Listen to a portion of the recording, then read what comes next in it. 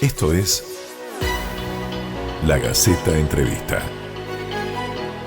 La Universidad de la Empresa, por sus protagonistas, en sus palabras, las novedades y la vida académica. La Gaceta Entrevista. Conduce el periodista y comunicador de nuestra universidad, Miguel Nogueira. Hoy vamos a hablar de una proyección internacional de la Universidad de la Empresa. Vamos a hablar con el director internacional de la UDE, Guillermo Hatzidakis. Guillermo, bienvenido. ¿Qué tal? Mucho gusto, muchas gracias. En estos encuentros que venimos manteniendo ya desde hace largo tiempo, hay muchos que no pertenecen a la universidad, que nos escuchan habitualmente, que se meten en las redes de la UDE, que tienen claro que hay muchos estudiantes brasileños que vienen a estudiar a la UDE. Eso ha generado un proyecto muchísimo más ambicioso y por eso te hemos convocado para el día de hoy.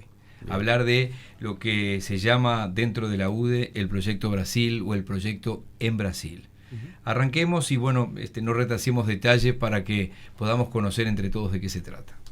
Bueno, en principio la universidad inició actividades en Brasil en el año 2005 con un acuerdo con un instituto en Brasil, ICEPE, que inició un proceso de captación de estudiantes brasileños que venían a estudiar aquí al Uruguay.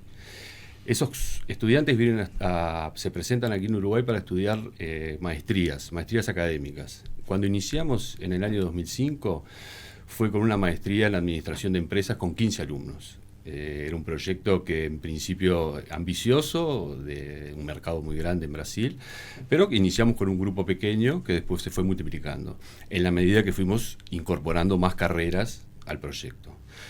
Esta segunda etapa, o sea, eso fue una primera etapa. En una segunda etapa iniciamos también con una maestría en educación. Eso sí tuvo un gran impacto.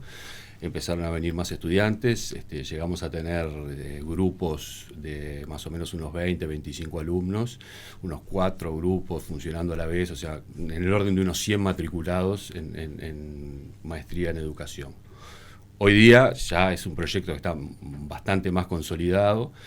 Tenemos varias maestrías, tenemos una maestría en administración que fue con la que iniciamos, maestría en educación, maestría en marketing y comercialización, maestría en Derecho Internacional, maestría en Ciencias Criminológico-Forenses, una maestría en Salud Pública que acabamos de presentar en el Ministerio fines del año pasado y estamos proyectando el inicio de un primer grupo para julio de este año. Y también tenemos un proyecto de una maestría en Medio Ambiente que está todavía sin presentar al Ministerio. La idea es presentarla ahora en mayo, como para empezar con un primer grupo en enero. Esta última maestría es en base a un acuerdo que tenemos con una universidad, la Universidad Federal de Amazonas, que nos provee de profesores, tutores y bueno, también intercambio en investigación con programas de intercambio en ese sentido. Sí, voy pensando seguramente al igual que los que nos están escuchando muchísimas cosas. Primero que estamos hablando casi que de una exportación no tradicional de conocimiento, pero además con la inversión que significa un dinero genuino que viene del exterior, que vienen los estudiantes, que además necesitan estadía, que necesitan trasladarse, que necesitan comer y que además generan esta situación. Mi siguiente pregunta está parcialmente contestada, porque obviamente que si uno va a Río Grande del Sur somos prácticamente lo mismo, hay otro idioma obviamente, pero Río Grande, si viviera cualquiera de nosotros en alguna ciudad cercana a la frontera, Paso Fundo, Valle, yo que sé, cualquiera de esas, Casa Pava, diría un amigo mío, se daría cuenta que somos muy parecidos, incluso llegando hasta Paraná o Santa Catarina, pero me hablaste de Amazonas. Exacto. O sea que la ambición o el proyecto es ambicioso, es pensar en distintos lugares geográficos de un país continente. Hoy tenemos estudiantes de las 5 regiones de Brasil, fundamentalmente norte y nordeste, es donde la mayoría de los estudiantes. También tenemos del sur, por supuesto. Sí, que estamos hablando de distancias de 4.000 kilómetros, ¿no? De 4 o 5.000 kilómetros. Sí. Digo, en estos tiempos de Zoom, digo, eso es verdad. Tenemos estudiantes de los 27 estados en Brasil, de todos los estados. Tenemos varias, digamos, empresas captadoras en diferentes zonas, fundamentalmente norte, nordeste, como te decía, pero también tenemos estudiantes del sur, tenemos estudiantes que vienen de Río Grande do Sur, tenemos estudiantes que vienen de Santa Catarina, todos los estados, como te decía, los 27 estados. sí tiene un alto impacto en la zona además. Porque cuando los estudiantes vienen, se instalan en los hoteles cerca de la universidad y bueno, y eso tiene un impacto En fuerte. épocas normales, no tengas duda. Sí, en épocas normales, y bueno, ahora con el tema de la pandemia estamos haciendo los cursos por Zoom, pero en épocas normales, fundamentalmente en enero, cuando Montevideo está un poco más tranquilo, tienen un alto impacto los estudiantes nuestros que vienen, cerca de unos 500, 600 estudiantes en la zona de Positos, por ejemplo, tienen un impacto. Y bueno, es una desestacionalización increíble del turismo, turismo no tradicional, ¿no? Si se quiere. Los cursos, yo te cuento cómo se dictan. Los cursos se dictan en enero y en julio. Son cursos que se dictan en forma comprimida, durante 2 años. O sea, los estudiantes vienen en enero, julio, 2 o 3 semanas, según el curso y según la fase. Los estudiantes están aquí en Uruguay esas 3 semanas, tienen clases prácticamente entre 6 y 7 horas por día, después también tienen actividades fuera de clase. O sea, en ese momento están prácticamente abocados en un 100% al desarrollo de los cursos. Después viene la etapa de la tesis. Las tesis aproximadamente les llevan un par de años a los estudiantes, 1 año y medio de promedio, quizás algunos 2 años, algunos en 1 año, menos de 1 año. Es lo que permite llegar finalmente a la maestría. Exacto. Estas maestrías que están reconocidas acá en el Uruguay, los estudiantes tienen el objeto de posteriormente reconocerlas en Brasil. Las universidades en Brasil reconocen estos estudios. Entonces los estudiantes tramitan, eso es un tema que hacen los estudiantes, tramitan ese reconocimiento en las universidades. Una homologación, podríamos decir. Reconocimiento, la palabra es reconocimiento. Y las universidades brasileras lo que analizan es la tesis que escriben los estudiantes. Primero la documentación de la universidad, por supuesto, y después la tesis que escriben los estudiantes. Entonces, ese proceso de desarrollo de la tesis para nosotros es vital, es muy importante. De hecho, el Ministerio de Educación y Cultura aquí, que es en donde están normadas estas carreras, en algunos casos no tiene las mismas exigencias que el Ministerio de Brasil. Entonces nosotros lo que hacemos muchas veces es actuar en consecuencia de que los cursos sean posibles de reconocer en Brasil. O sea, hay mucho énfasis en que las tesis sean de alta calidad. Esas tesis que después son reconocidas en Brasil necesitan ser de alta calidad. Hoy, por ejemplo, tenemos 20 universidades en Brasil que nos han reconocido títulos nuestros.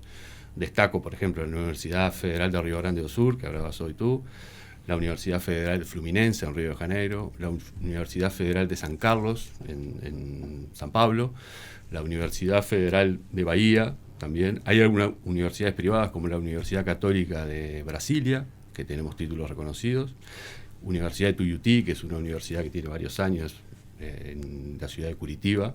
Es de Paraná, pero tiene su sede central en la ciudad de Curitiba. Bueno, ese proceso de reconocimiento para nosotros es muy importante. Y de hecho, hacemos un acompañamiento de eso en Brasil para que los estudiantes puedan tener, de alguna manera, el camino más fácil para obtener el reconocimiento. Sí, estoy pensando, bueno, la U de la Universidad de la Empresa y su vínculo con la Asociación de Dirigentes de Marketing, habla de, se podría hacer un trabajo final con el trabajo de marketing que ustedes han hecho en estos últimos años, ¿no? Es decir, hay empresas que van ubicando a estos estudiantes. Los cursos son en español, son en portugués, son en los 2 idiomas. El idioma oficial del curso es el español. El español es el idioma oficial. Nosotros traemos muchos profesores de Brasil.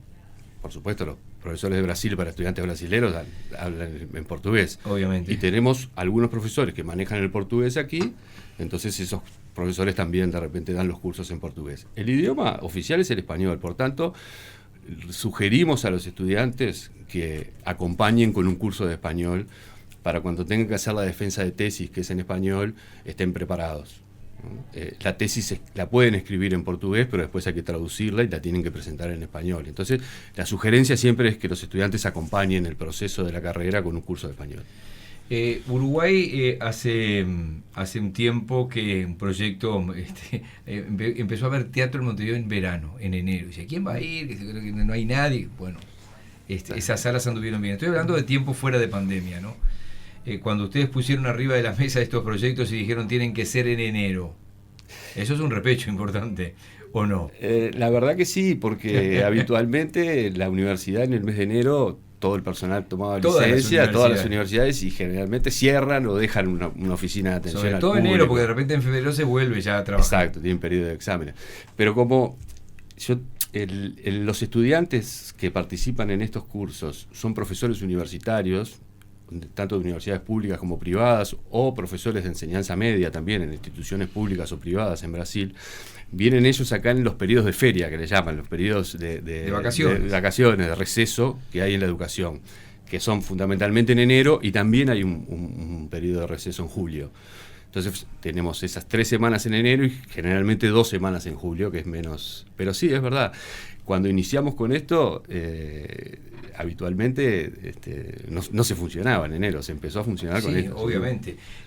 ¿Cómo se verifica la escolaridad del que viene? Es decir, ¿quién puede hacer este tipo de cursos? Esto nosotros tenemos. ¿Se entiende la pregunta? Sí, se entiende, es claro. Para poder acceder a una maestría acá en el Uruguay se necesita tener una carrera de grado, creo que son 2.700 horas y 4 años de duración. Nosotros tenemos empresas que hacen captación de estos estudiantes en Brasil. Ahí está, por eso yo decía el trabajo de marketing. Ahí está, ellos hacen un trabajo de captación de los estudiantes donde tienen un marco de referencia para poder captarlos. Pero después hay un proceso de admisión. Las empresas nos mandan a los estudiantes y las coordinaciones de cada una de las carreras tienen un proceso de admisión con entrevistas, se precisa enviar documentación, los estudiantes tienen que presentar inclusive proyectos de tesis que van a desarrollar. Hay un trabajo de admisión posterior que es de cada una de las facultades. O sea que ahí está garantizado pues un trabajo que ustedes lo reciben ya profesionalmente terminado. Exacto. Es decir, el estudiante que llega. ¿Hay edades, por ejemplo, en las exigencias? No. Es decir, ¿lo puede hacer alguien que tenga 25 años o puede venir alguien que está con 35 o 40 años? La verdad no tengo exacto la edad promedio, pero son profesores Tiene universitarios. 25 por las horas de exigencia y que este y el otro. Sí. Puede ser menos también, ¿eh? Sí, pero en el caso son profesores universitarios con ya una experiencia.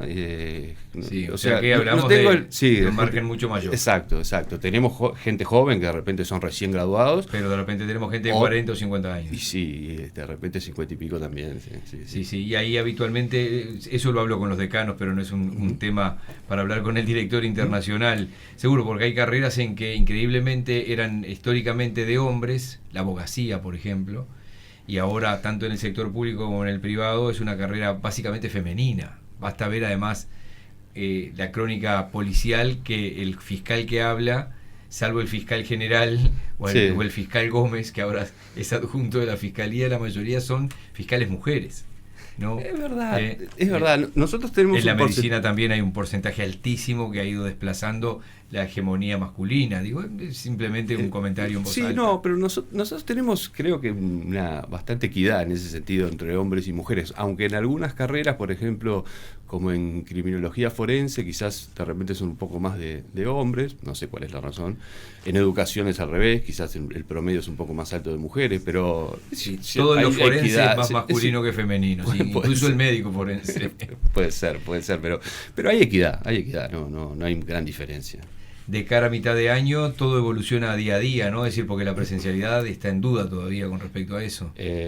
Bueno, en principio nosotros los cursos que tenemos previstos para julio van a ser virtuales. Ahí está. En realidad son cursos sincrónicos por la herramienta Zoom y obligatorios. O sea, los estudiantes tienen que acceder a la plataforma y cursar por vía Zoom las clases. Lo estamos haciendo en enero de este año, también fueron virtuales, y en julio del año pasado también fueron virtuales.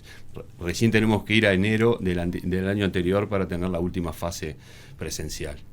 Este tipo de maestrías, por ejemplo, nos está escuchando alguien y dice, qué bueno que estaría, la puedo hacer yo que vivo en Montevideo, que vivo en Salto, ¿me puedo sumar a este proyecto Brasil o esto es exclusivamente...? No, la UDE además tiene cursos que son regulares. Lo que pasa es que se puede sumar a este proyecto un estudiante uruguayo. De hecho, tenemos algunos estudiantes uruguayos. El tema es que, dada la concentración de horas en esos meses, es un poco más difícil para los uruguayos. De repente es más fácil ir al régimen normal de cursos que tenemos, que son durante el año. Este régimen concentrado es necesario para la gente que viene del exterior. Alguien que está acá en Montevideo capaz que es más fácil a un régimen normal.